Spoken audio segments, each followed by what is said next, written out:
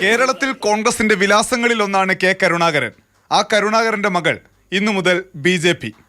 പ്രകാശ് ജാവ്ദേക്കറിന്റെ വീട്ടിൽ ചർച്ച കഴിഞ്ഞ് ഒരുമിച്ച് BJP ആസ്ഥാനത്തേക്ക് വൈകിട്ട് 6:30 മണിക്ക് BJP പ്രവേശം.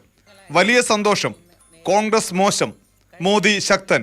പത്മജയുടെ ആദ്യ പ്രതികരണങ്ങൾ. മോദിജിയുടെ കാര്യത്തിൽ എനിക്ക് അത് രാഷ്ട്രീയമല്ല, ഒരിക്കലും രാഷ്ട്രീയമല്ല. അദ്ദേഹത്തിൻ്റെ ആ ഒരു കഴിവും ആ ഒരു ലീഡർഷിപ്പും എന്നെ എന്നും ആകർഷിച്ചിരുന്നു. അതുകൊണ്ടായിരിക്കാം ഞാൻ ചിലപ്പോൾ ഇങ്ങനെ ഒരു തീരുമാനം എടുത്തത്. തന്നെ തോൽപ്പിച്ചു, പരാതികൾ ചവറ്റുകുട്ടയിലെറിഞ്ഞു, എതിര് നിന്നവർ വലിയ പദവികളിലെത്തി എന്നെല്ലാം കോൺഗ്രസിനെതിരെ കുറ്റപ്പെടുത്തലുകൾ.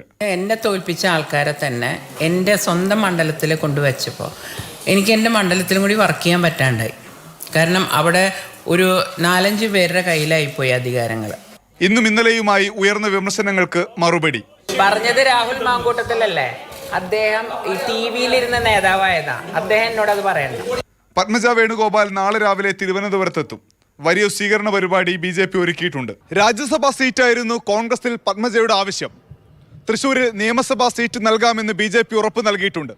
BJPയിലൂടെ പുതിയ രാഷ്ട്രീയ ഭാഗ്യ പരീക്ഷണം പത്മജ നടത്തുമ്പോൾ കേരളത്തിലെ കോൺഗ്രസിന്റെ തലയ്ക്ക് മുകളിൽ അത് ഇടുത്തിയായി മാറുന്നു.